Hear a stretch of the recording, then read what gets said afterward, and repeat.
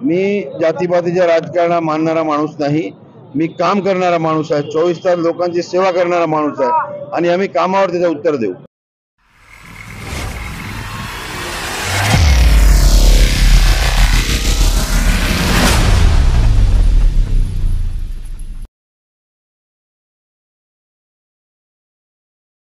मुळशी काका पटेल आहेत। काका काय सांगाल, ज्या पद्धतीने आज गुजरातचे मुख्यमंत्री हे आपल्या प्रचारासाठी इकडे आले, काय सांगाल, कशी तयारी सुरू आहे?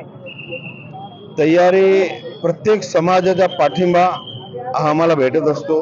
मराठी बांधव आहे, उत्तर भारतीय आहे, गुजराती आहे, इतर सगळे समाज एक अंधेरीकर म्हणून माझ्या मागे आहेत आणि अंधेरीचा विकास त्यांना माहिती आहे। गेल्या 10 वर्षात अंधेरी किती मागे गेले आहेत आणि येणाऱ्या निवडणुकीनंतर हा अंधेरीचा विकास वेगाने सुरू होईल आणि पूर्ण अंधेरीची जनता खुश आहे। कधी 20 तारीख येणार, कधी जाऊन आम्ही मतदान करू। ज्या पद्धतीने गेली 22 वर्ष तुम्ही लोकांची सेवा करतायत, पण विरोधक जातीपातीचं राजकारण करतायत, याबद्दल काय म्हणणं आहे तुमचं? मी जातीपातीच्या राजकारणाला मानणारा माणूस नाही।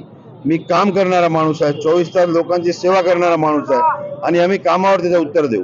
ज्यामध्ये लोकांचे प्रश्न अनेक आहेत, तुम्ही सांगितल्याप्रमाणे आपण अनेक विषय सांगितले, रस्ते असो किंवा अनेक जे विषय आहेत ते विरोधकांनी गेली 10 वर्षात काही दिसत नव्हतं, पण आता तुमच्याकडे लोक सांगायला लागले की आम्हाला हे काम बाकी, जिकडे तिकडे तुम्ही जातात आणि कामांची मागणी करताय आणि तुम्ही कामाबद्दल लोकांना सांगताय की मी लगेच 26 तारखेनंतर काम सुरू करेन। सोपं जे काम होतं ते लोक करू शकले नाही। म्हणजे एक एक्झाम्पल, अंधेरी पूर्व मध्ये जास्त ट्रॅफिकची समस्या। तुम्हाला अंधेरी स्टेशन पासून मरोडला जायचं असेल तर 2 तास लागतात, पण काही डीपी रोड उघडले ते ट्रॅफिकची समस्या ऑटोमॅटिक दूर होते।